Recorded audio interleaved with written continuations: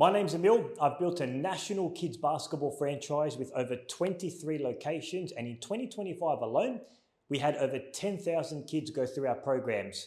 I bootstrapped the whole thing by myself, no investors, no money from mum and dad. In this video, I want to help you make one of the biggest decisions you'll ever make in business, whether you should franchise or start from scratch, because this is where most people get stuck. They go into franchising thinking they'll have the same freedom as running their own business, and they are shocked when they realize the rules are completely different. So today, I'm going to break this down side by side on a whiteboard and walk you through the real differences so you can choose the path that actually fits you.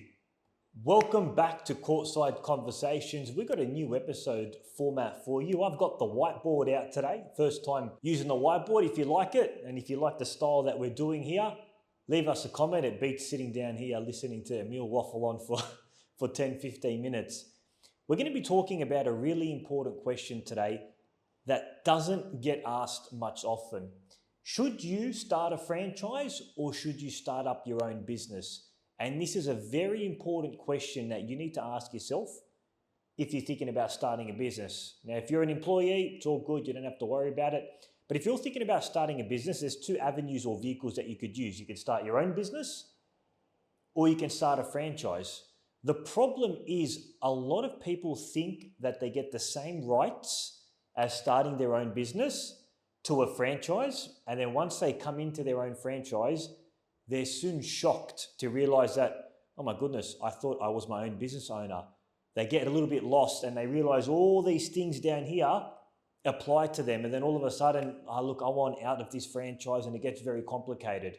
So what I'm going to be doing in today's video is going over, should you start your own franchise or should you start on your own? There's pros and cons for both, and it depends on your goals and what you're looking for. But at the end of the video, you're going to have a lot of clarity and sense of which one you should start off with, okay? On the left side, I've got the franchise, what the benefits are of the franchise, and what the benefits are for the freedom, and they're opposite each other.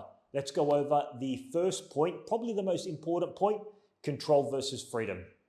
Okay, so arguably the main difference between starting a franchise versus starting your own business is the control versus freedom aspect. And this, a lot of people get confused.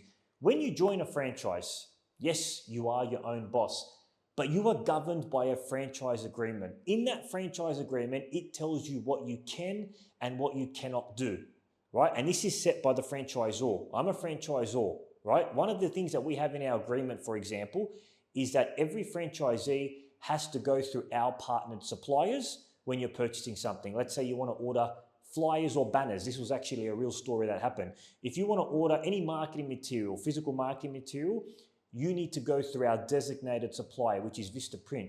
Now, you might not like that. You might have your best mate that's got his own printing shop that can give you a mate's rate discount. But guess what? You must go with the supplier that the franchisor has designated. And if you don't, it's actually a breach notice if you don't go with the supplier that the franchisor go. And that might frustrate you, knowing that your friend can offer you a really good discount. But that's the whole purpose of a franchise. The franchisor sets the rules, sets the guidelines in the franchise agreement, and you, the franchisee, need to follow that. So I guess it's a question to start off with. Are you willing to accept some of those control limitations, or do you want absolute freedom? If you want absolute freedom in your business and you don't want to be governed by a franchise agreement and you don't want to be governed by the rules and standards set by the franchisor, absolutely start your own business. In fact, it's best you don't go into a franchise, because this control element, you're probably going to get, you're going to be budging heads with the franchisor. And we get that sometimes. A franchisee comes into our business and thinks that they are their own boss and they can do what they want to a certain extent, but they got to follow the rules for our guideline. I'll give you another example, right? We specialize in primary school kids, ages 3 to 12. We don't offer high school programs. And unfortunately, if a franchisee wants to deliver a basketball program for high school kids, they can't do that because that's not our specialty. We don't have curriculums. In the franchise agreement, it says we only offer services, select services to primary school kids. So that's a big question that you need to ask yourself. Are you willing to accept that you won't have certain control over things? And if you're not, hey, kudos to you. Freedom is what you want. start your own business. Let's move over to the next point. Okay, so another really important element is vision versus no vision. If you are going to join a franchise as a franchisee, you need to understand that the vision has already been set by the founder and by the CEO. And unfortunately, you don't have much control of that vision, right? I've got a vision for my company, where I want Little Boomers Basketball to be. Me as a franchisor, I've got a 5-year vision and I've got a 10-year vision. Now, you as a franchisee, if you come into this business, you might not fully agree with my vision and where I want the company to be in 5 to 10 years. And unfortunately, you don't have much say in that, right? So what you need to consider is, are you willing to buy in? If you're joining a franchise, are you willing to buy in to the CEO's vision?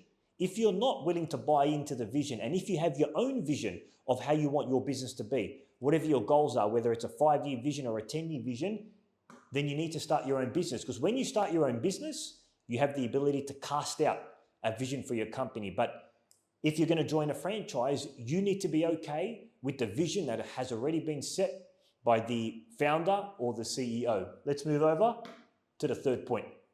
Okay, now we're moving to the third point, and this is really important. Investment versus no investment. I've put an asterisk there, and that is deliberate. I'll tell you why in a bit. When you come into a franchise, there's usually an initial upfront investment that you need to pay for, and that depends on the franchise itself. But you are going to be paying an initial upfront fee to get all the access to the intellectual property that the franchisor has built. So there is an upfront cost. Most franchisors or franchise companies have an upfront cost. It can be 10 grand, 15, 20. Some go as high as $1 million. You know, you can go for a McDonald's franchise. That's about $3 million. So a lot of franchisers have an upfront investment that you need to pay for. And that's kind of a way for them to train you, to give them all the intellectual property that they've built up. Like, for example, if you want to purchase a Little Boomers franchise, it's a $55K upfront investment, and that includes your initial investment, your training, your equipment, your marketing package, and your vehicle wrap to get you up and going, right? But if you're going to start your own business, there is no initial investment. You can just start up and, create a website on Wix, or start up with a very small budget, because you don't have to pay any initial investment. However, there's a little caveat here that I need to mention, and I've put an asterisk here deliberately. As your business grows, which I'm sure if you're coming into the game of business, you want it to grow, that no investment is no longer going to be true. Because eventually, if you're starting your own business, you're going to invest into a website, you're going to have some kind of technology available, you're going to invest in your product or service, you're going to have to eventually get staff, that's going to cost you money, a marketing team, employees, so that you're not on the tools. And slowly but surely, as you start your business and as it starts to grow, your investment is going to go up. You're going to have to start paying for more things. I remember when I started Little Boomers Basketball, May 1st, 2018, it was only me doing everything. It was easy. I didn't have to spend anything. I think I needed maybe $500 to get a website up and going. I paid the freelancer a logo, and that was it. But as I started to develop infrastructure, I brought on an admin team, I brought on an operations manager, I brought on a marketing specialist. All of this costs money, right? So just remember, if you are going to start a franchise, there's an initial investment up front. The franchisor will disclose what that is. But if you're not and you want to start your own business, there's probably not going to be much of investment up front, but just realize over time, as your business grows, this will add up, okay? Now we're going to move into something really important, speed versus slow. Hey, just quickly, if you want to see if a Little Boomers Basketball franchise is the right fit for you, book a discovery call with me, and I'd love to have a chat. Okay, speed versus slow. Now, this is a really important point.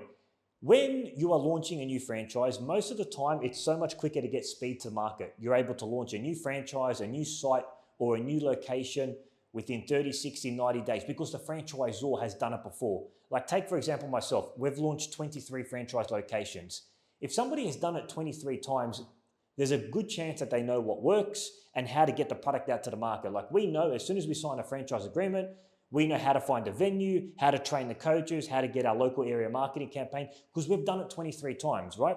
McDonald's, for example, when they're opening up a new site, it's not their first rodeo. They've done it thousands of times across all countries in the world. So they're able to get their product to the market a lot quicker because they've done multiple launches and launches and launches. They know what works and they know what doesn't work, right? It's just repeatable systems. But if you're starting your own business, you're going to be quite slow to the marketplace. Like you need to think about it. If you're starting from bare bones scratch, you've got to get a website, got to get a logo, got to get your product, got to get your service, you got to get your deliverables of how you're going to deliver your product. You've got to start your marketing campaigns. All of that takes time when you're starting. So it's going to be very slow at the start when you're starting your own business, but most of the time with the franchisors, with a new franchise, because they've done it a lot of times, they know exactly what the blueprint is from signing the franchise agreement to launching your first store or whatever the franchise is. So just keep in mind, speed versus slow. Let's move into the next point. Okay, the next point, and this is probably the number one reason why people join a franchise versus starting their business, is support versus doing it alone. This is really important, team. With a franchise, you get support. Now, I might tell you what, I'm going to put an asterisk here because a lot of franchisors sell on support before a franchisee comes into the agreement. We're going to offer you 24/7 support. We're on call. We're here for you. Our success is your success, blah, blah, blah, rah, rah, rah. But when they sign the franchise agreement, they don't get the support. They call up someone, they don't answer them. They have these questions, they don't get help. There isn't proper onboarding. So support, I've put an asterisk there. You need to really make sure you do your support, you do your research for each franchise. But a lot of franchises have a strong support system, and that costs a lot of money for us, or for me, the franchisor. Like for us, we've got an admin team that helps the franchisees. We've got an operations manager that's on call. If you're stuck, if you need help, you can call up the operations manager. Hey, Greg, can you help me out with this? But with most franchises, there's going to be an element of support there. And that's a big bonus because starting up your own business, I've been doing it for a while now, can be a very, very lonely and isolated situation. Knowing that you have somebody there on call that's available is really important, right? It's like a mentor, like a coach. The reality is when you start on your own, which I did start on my own in May 1st, 2018, you are by yourself. You need to work everything out by yourself, assuming you don't have any founders or co-founders in the company. You're alone.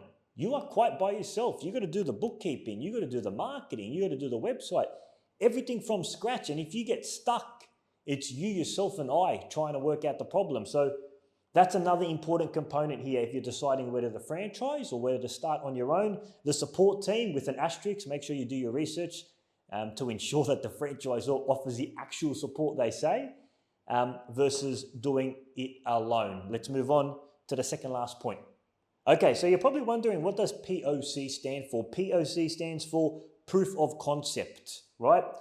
When you join a franchise, there's a proof of concept already there. Like the franchisor hasn't started the business. They've already trialed out their product or service and they know that it works. Like for example, in our industry, we do kids basketball programs. Right? What I have done already is I've proven that there is a proof of concept.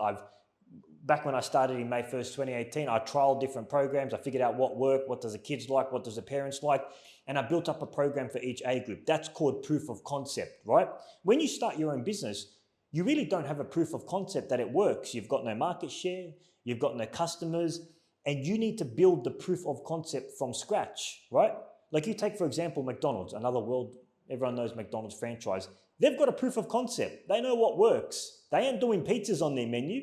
They're not trialing out pizzas, right? They're sticking into their lane, burgers, fries, and drinks. They've got their proof of concept. And that proof of concept came from hours and a lot of money on trial and error, right? Pizza Hut, Domino's, they're not doing burgers, right? They've probably tried burgers. Now, you know what? This doesn't work. They stick within their lane, and that's proof of concept. And with a lot of franchises, there's already a proof of concept. If you're starting alone, no proof of concept. Now, we're going to move on to the final point. Okay, the last point, and this is very important, right? And many people get this wrong, is fees versus no fees. Now, in any franchise, you're going to have fees. These fees are set by the franchisor. You might not like those fees. We've got, for example, in our franchise agreement, a $1,000 yearly admin fee that each franchisee pays to cover a lot of the admin costs that we have. Now, you might not like that fee. You might not agree with that fee, but it's a fee that's set by the franchisor, and the franchise agreement says that you have to pay that fee, right? Now, a lot of good franchisors, they're very selective with what fees they charge the franchisees. And like for me, if we're going to introduce a new fee, I really criticize it to see, you know what, is this a fee that the network needs? Because I'm very mindful of the franchisees, and I know every fee that we introduce does eat into their margin. So we're very cautious with the fees. And in the event where we do introduce, for example, a new fee, we give each franchisee a minimum of 3 months with a proper letter. because I don't want them getting caught off guard. What was that fee? What was that fee? That's how I operate. But not all franchise companies operate like that. In fact, I've heard a lot of stories where a franchisee will be under the impression that there's no other add-on fees, and then when they sign up the agreement, they get hit with a marketing levy, an admin fee, and all these fees as soon as they sign the franchise agreement. And as you can imagine, they're quite upset and frustrated when they find that out. But with a business, you don't have to worry about fees in the sense where they're within your control. As a business owner, if you don't like a fee, you can cut it off yourself, right? Those are totally up to your discretion. But with a franchise, the franchisor controls what fees that the franchisee pays. As a business owner, you don't have any fees that are outside of your control. You don't like your marketing manager, cut it off. You don't want to run Facebook ads, cut it off. You don't want to pay for new leads, cut it off yourself. That's the most important. So that's it, team. I hope you enjoyed this video. It's now decision time for you, whether you're looking at franchising versus starting your own. Just remember these key points. Do you want to give up control, or do you want to have complete freedom? Do you want to have your own, I should put here, this should be vision here. Do you want to have your own vision? Start your own business. If you're happy to buy into the current franchisor's vision, then do a franchise. Franchise has an investment, business has no investment, but keeping in mind as your business grow, you will have to start paying for things. Speed versus slow, franchisors can usually start up quicker than starting your own business. Support versus a loan. Most franchise companies offer support. POC, proof of concept with franchising. Most have a proof of concept versus no proof of concept, and then fees versus no fees. It's decision time, guys. Hope you enjoyed this video. Let me know what you think of it in the comments, and I'll see you on the next post. Adios.